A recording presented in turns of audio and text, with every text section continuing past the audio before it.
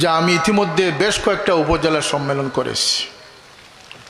প্রত্যেক জায়গায় আমি স্থানীয় নেতৃবৃন্দ, সাংবাদিক, প্রশাসন সকলের সহযোগিতা পেয়েছি। এমনকি আমি বিভিন্ন জায়গায় পুলিশ প্রটোকল আমি পেয়েছি।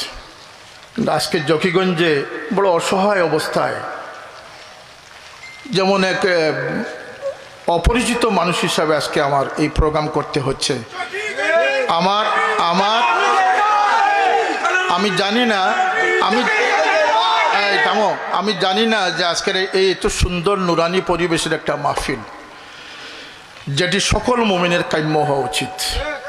যে আমরা মানুষ হব, মুমিন হব, আদর্শ হব, তাতে কারো দ্বিমত আছে? এটা নিয়ে গাত্রদাহ কেন, গায়ে জ্বলে কেন?